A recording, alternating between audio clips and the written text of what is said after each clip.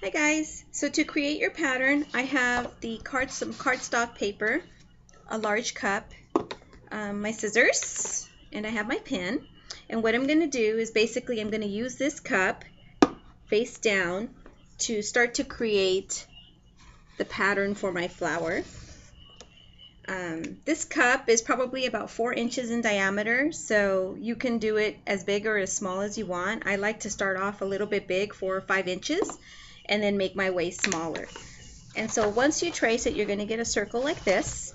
You're going to cut that circle out, and you're going to use this circle to trace another one and actually shrink it just a tad. So basically you're going to cut your circle out like so, and you're going to put it back onto your cardstock and retrace it.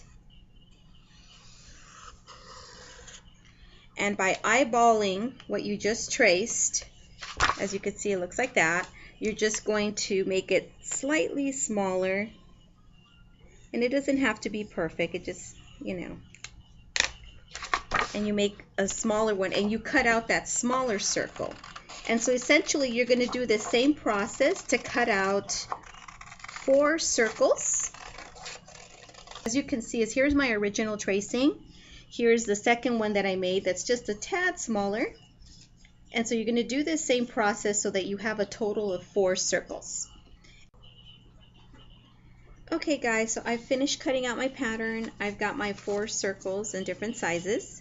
And so now what I've gone and done is I've selected the fabric that I would like to use. And this is just sort of a lavender sateen, so it's a thinner fabric. I've got my scissors, my pin. I'm thinking about using some rhinestones on it, and then I have this alligator clip.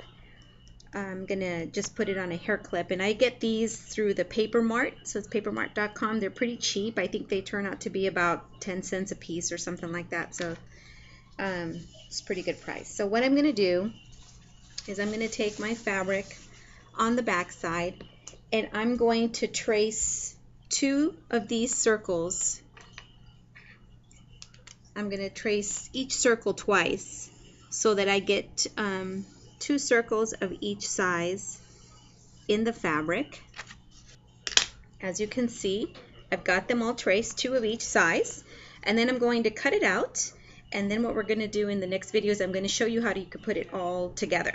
And we're going to be needing a glue gun and some hot glue to get it all done. So I'll be right back. Okay, so I've cut out all of my fabric pieces. As you can see, I have 2 of each size, and what I've done is I actually take and with the scissors I go in and I just I snip it 5 times, sort of like that, just sort of so that it looks like individual petals. And then what you do, and please be very careful because I've burned the heck out of my fingers doing this in the past, but and usually I like to use a lighter because I have more control, but just for the purposes of this video, I'll show you. I have a candle, and what I do is I just kind of hold the fabric, and as you can see, I'm not so close, but from the heat of it, it kind of curls and burns the fabric like this. And so you're basically going to take each individual flower, or pardon me, each individual circle, and you're going to just kind of let the heat of the candle just sort of melt it. And so as you can see, this is why I was saying don't worry about being so perfect, because literally you're burning it, and none of your edges, whether they're perfectly round or not, you're going to be able to see them. So basically you can kind of see, you can kind of see how it starts to burn. So anyway, I'm going to continue doing this, and I'm going to come back and I'm going to show you what it looks like. And then using this hot glue gun and some glue sticks, I'm going to put it all together, put it onto my clip and my jewel, and I'll show you what it looks like once it's all done. Okay?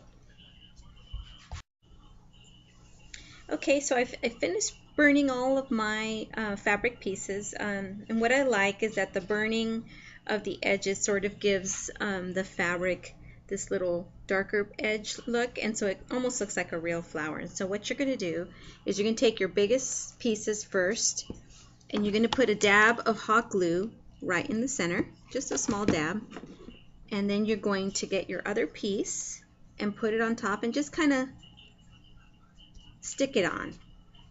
And you're going to do that with all of your pieces. And what you want to do is when you glue the pieces on, you want to make sure that the petals sort of are zigzagged so that they're not all in the same position. Otherwise, you'll just get a big stack of petals that are all one on top of the other without having some kind of a different look. Glued it all together, and so you'll see it kind of looks like this. And I wanted to put a jewel in it, so I actually got a little purple rhinestone, and I'm going to put a little dab of hot glue on it and just kind of glue it in the center of all of these, so it kind of gives the rose a little bit of a pretty. What I'll do is I'll get this piece of cardstock circle, the one that I just cut out, and I'm going to put some glue on it like so, and I'm just going to glue it to the back of the flower. I take my clip, my alligator clip, and I just run glue all down the clip like so, and I get this clip and I glue it right onto the back. There you have it. There's your fabric flower.